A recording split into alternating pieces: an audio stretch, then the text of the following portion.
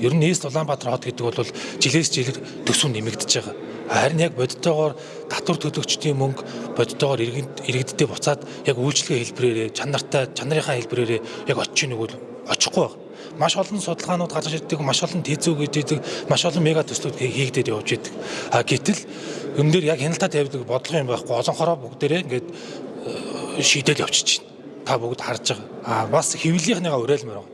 Яг одоо энэ Улаанбаатар хотын нийслэлийн төсөв болон бусад одоо холбогдох чухал шийдвэрүүдийг ирээч. Яармгийн төвжирлээс битээ айл да. Иргэд олон нийт энэ одоо мэдээлгүйгээс болоод энэ чинь 8% удаа л хуралддаг. Нийслэлийн иргэдийн хурал бол 8% удаа. Гэхдээ Улаанбаатар хотод одоо ажилдаг, амьдардаг, татвар төлдөг нийт 2 сая иргэний бүхий л үйл ажиллагаан дээр бодлогын шийдвэр гаргадаг байгууллага. За өнөөдөр яг ингээд төсөв хилдэж байгаа дээр одоо нийслэлийн харьяа байгууллагын төрийн өмчт компаниудын дарга удирдлагууд ирж байна. Ерөөсө 2 үед л ирдэг. Төсөв санхүү яригдах эсвэл албан тушаал яригдах үед ирдэг. Маш олон удаагийн хурлууд дээр хэлж ирсэн. Бүр хотын дараа хүртэл дуудахад ирдэггүй тийм хинхэгтэй том дарга нар байна. Ардаа их хурлын гишүүнээр хамгаалагдсан, одоо бусад сайдраараа хамгаалагдсан, мэдгүй одоо тэр одоо хөшгөний ард болсон хаалттай хувилдаанаараа ямар нэгэн байдлаар зарим удаа хүмүүсийг ингээд томилсон. Тэр нь ирдэггүй.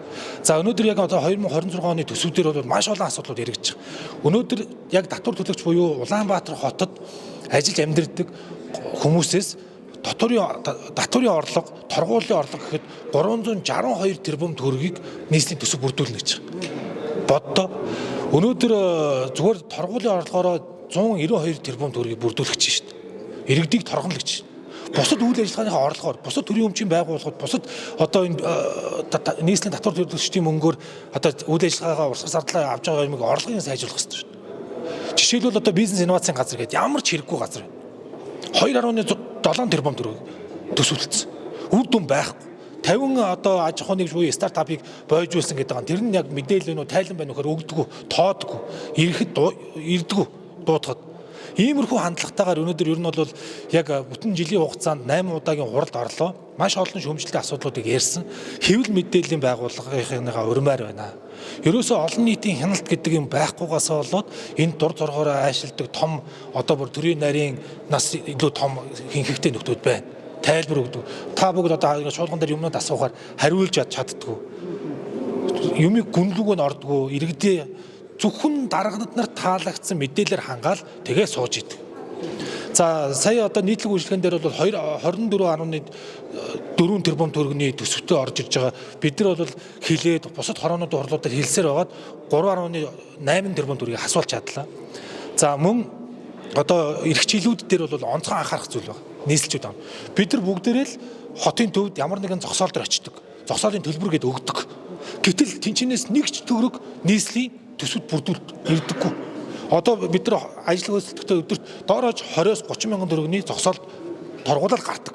Гэтэл нийслэлийн төсөвдөр бүрддэг. 2009 оны нийслэлийн иргэдийн хурлын одоо тогтоол гарсан байдаг. Тэрийг хувьд шилжүүлэх менежментийн сайжруулалт хий, иргэдэд төвөггүй болъё. Энэ зөв.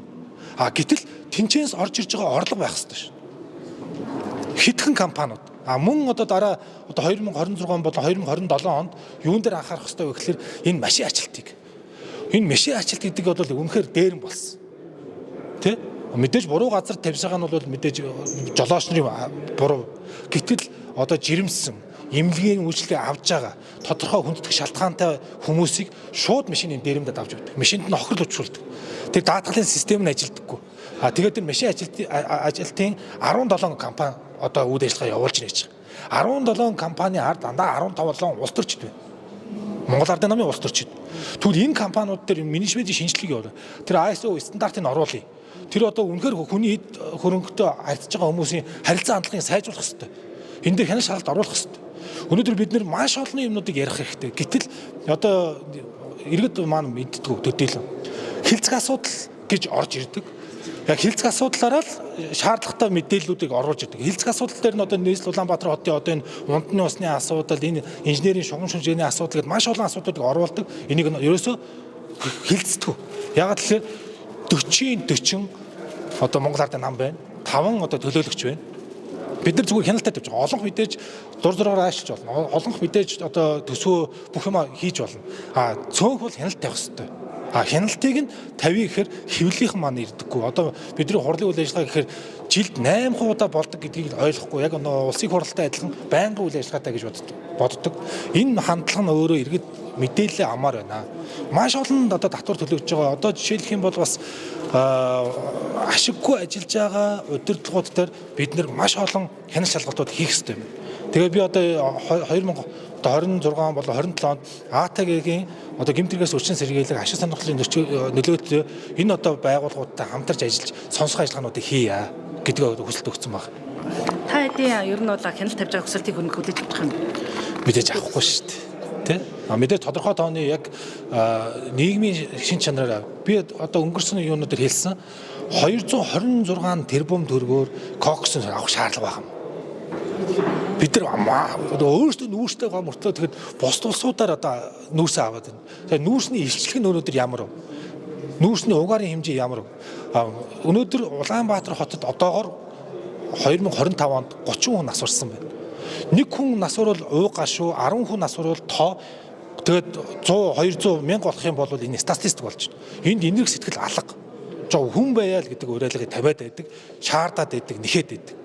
Магадгүй иргэд бол ухаалаг болсон, мэдрэмжтэй болсон, одоо орчин цагтын сошиал болон хэвлэл мэдээллийн хэрэгсэл хөгжсөн учраас энэ бүтцийг задлах ёстой юм байна. Бид нар өөрсдийн гэсэн үндэсний үйлдвэрлэлийг дэмжих ёстой, өөрсдийн гэсэн одоо их хоромч байдлаар хандъя. Одоо нийслэлийн одоо удирдлагуудад би өнгөрсөн чуулган дээр хэлсэн. Бүгд дарга удирдлагууд нь өвөл болохоор хүүхдүүдээ гадагшаа аваад явцдаг. Яг одоо боддоор хин хохирч энгийн иргэд. Тэгээ Монгол Ардын намыг одоо дэмждэг эгэл жирийн гишүүдээс бас асуумаар байна. Та нарыг дэмжиж гарч ирсэн зарим хүмүүс арьс нүмерсэн чон юм бэ шүү. Тийм учраас хүнээ зөв сонго. Намд үнэн ч хийж болно. Гэхдээ Монголыгоо гэсэн бодолтой байгаасаа гэж одоо хэлмээр.